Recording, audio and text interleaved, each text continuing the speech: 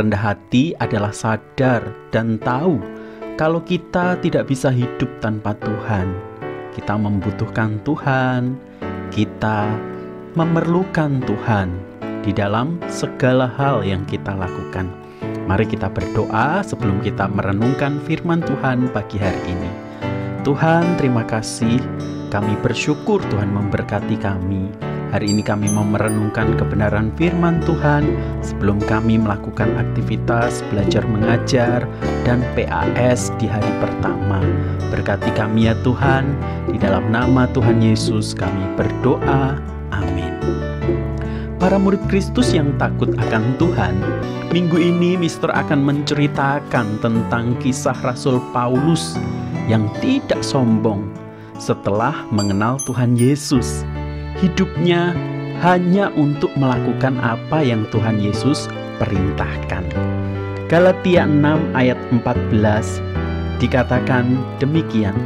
Tetapi aku sekali-kali, aku di sini adalah Rasul Paulus, tidak mau bermegah selain dalam salib Tuhan kita Yesus Kristus. Sebab oleh salib itu dunia telah disalibkan bagiku dan aku bagi dunia. Para murid Kristus yang takut akan Tuhan, apa yang paling kita banggakan dalam hidup kita? Apa yang paling kita senangi? Apa yang paling sering kita bicarakan kepada teman-teman kita? Mungkin kita membanggakan mainan kita yang bagus dan mahal. Kita menceritakan, mainanku bagus loh, mainanku mahal. Ada juga yang membanggakan rumah kita yang besar dan bagus kayak istana. Wajah kita yang cantik atau ganteng.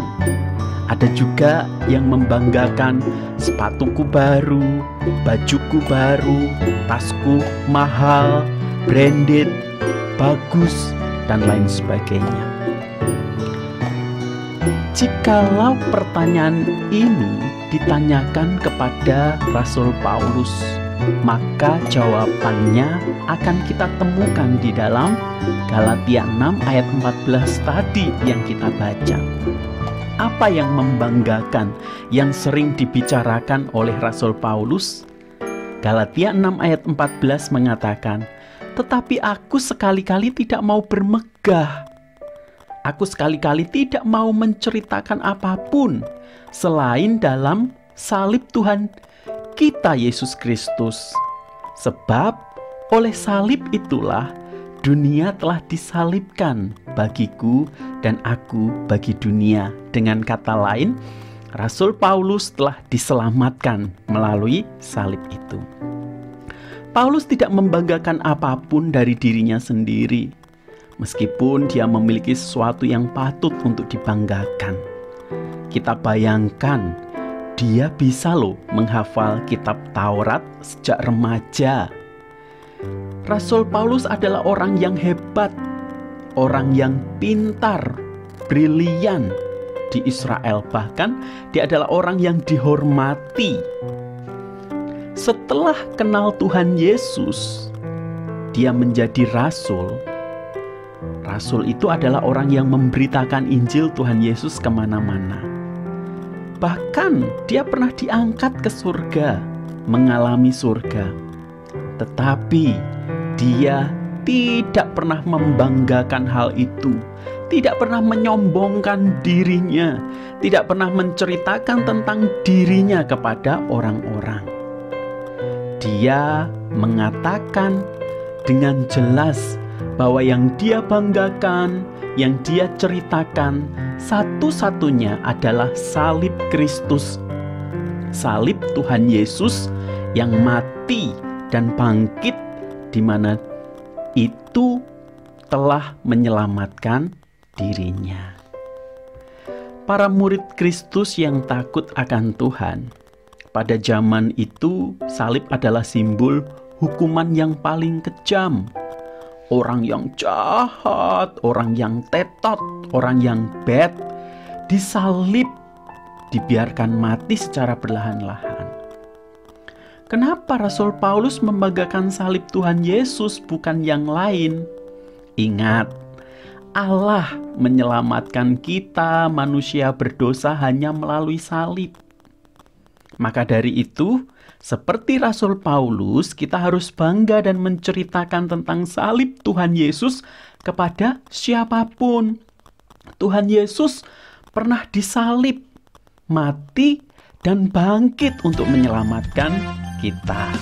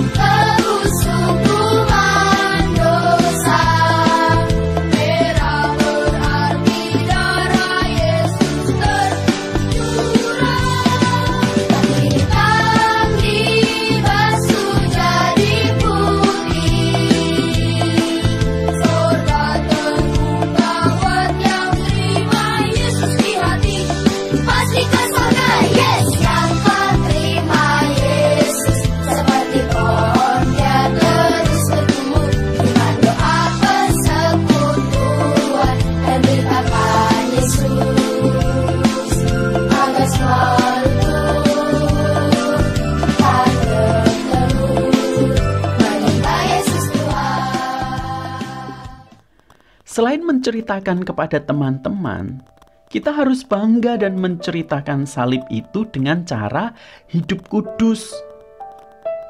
Tidak mencontek saat ujian penilaian akhir semester.